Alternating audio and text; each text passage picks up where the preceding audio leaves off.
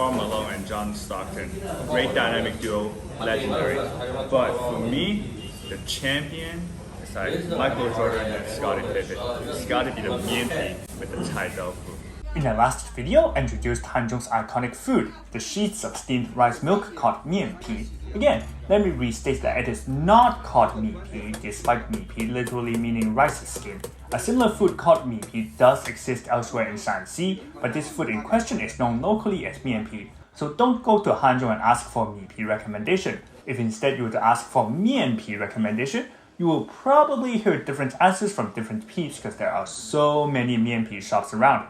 Most serve mianpi made from rice milk and drenched in you red chili oil, but a food as prevalent as mianpi in Hanzhong is bound to evolve. For example, this restaurant's gaoji eschews redness and goes for greenness, replacing red chili with green pepper and Sichuan pepper. Another example is adding beans to rice. Already had many meals of mianpi, and now I'm gonna try another place. Jiangshui Bindao mianpi is a little more special because they use lentil in the rice milk used for making the mianpi sheets.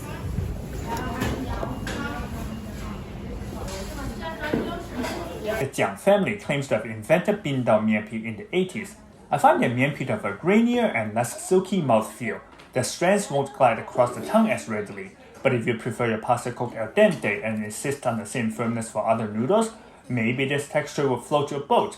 I am partial to the velvety smoothness and softness. For me, those are the distinguishing features of mianpi, but I enjoy this for a change. If you enjoy changes from time to time, hit that like. Allow me to change things up real quick and momentarily stray from mianpi to show you guys another local specialty made from lentil, 病豆凉粉, lentil starch jelly. 凉粉 is produced by boiling a starch and then letting the mixture congeal into jelly. The choice in basic starch is quite flexible, which is why 凉粉 has been adapted to suit local resource availability and taste preference around China. Seasonings also differ across regions. Thus, 凉粉 is not unique to Hanzhong, but Hanzhong's putang is known for its 冰豆凉粉. The condiments here include a savory broth and of course the you chili oil. 凉粉 literally means cold powder and is often eaten cool, but this standard version is sold out, so we settle for the hot one. So this 凉粉 is usually made with starch such as sweet potato or sometimes rice and also mung bean. But this one is special because it's lentil. And then Cai Doufu. That's a whole different story for a different video. How about we talk Cai Doufu in this video because it not only pairs well with 冰豆凉粉, but more importantly, it's the perfect sidekick for mianpi. Cai Doufu literally means vegetable tofu, and we have to start with the vegetable. Unlike the Guizhou dish which shares the same name and which embeds actual shreds of leafy veggies into the bean curd, Hanzhong's vegetable tofu doesn't always have leaves.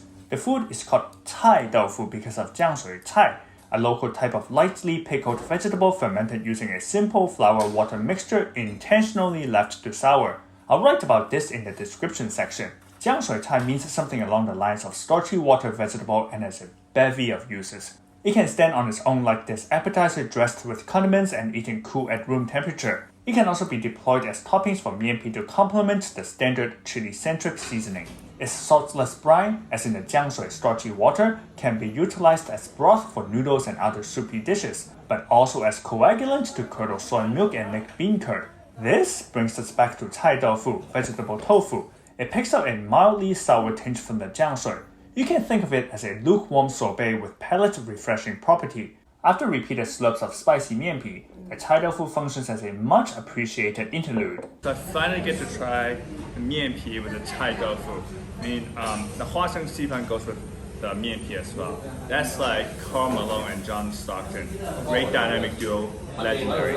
But for me, the champion is like Michael Jordan and Scottie Pippen. It's gotta be the mianpi with the Cai Doufu.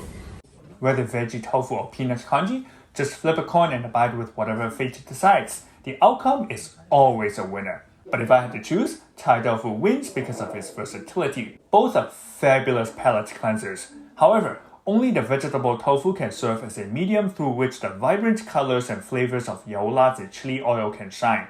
The coarse and porous surface of the Cai Doufu makes it easy for the Mianpi sauce to cling on. Then the alchemic Youlazi turns lead into gold. If Mianpi rice milk sheets were canvases, then Cai Doufu will be plaster and tiles where the art of seasoning can be showcased. Another morning that begins with Hanzhong's classic combo of hearty but meatless wonder. This is coming from a purebred carnivore, by the way. The meal is money, all without breaking the bank. An 8 yuan breakfast. Austere but awesome. It's hard to not experience a lift in sentiment even on this gloomy day. Not only gloomy, but rainy and foggy. You'll see in a second. That was a pretty awesome Mianpi breakfast. And now we are at the coach station. We're gonna take that coach to go to Longtao Mountain. A little addendum about Longtao Mountain. Hanzhong Basin is located in the Qinba Mountain region, consisting of Qin Mountains to the north, which isolates Hanzhong from the rest of Shaanxi province, and Daba Mountains to the south, which separates Hanzhong from Sichuan province. They are the subjects of Li Bai's well-known poem, Difficulty of the Shu Road, which describes the difficulty as the road to Shu is hard as climbing to heaven.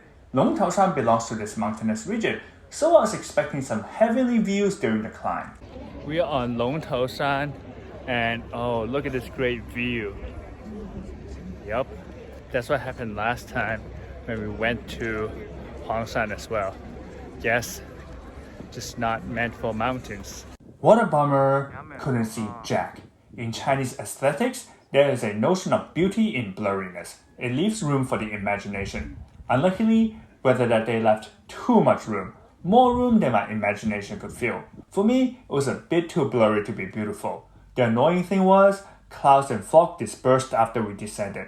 Then it looked heavenly. No views during the climb, but at least it was a good exercise that burned off the mianpi and tofu calories. 再见!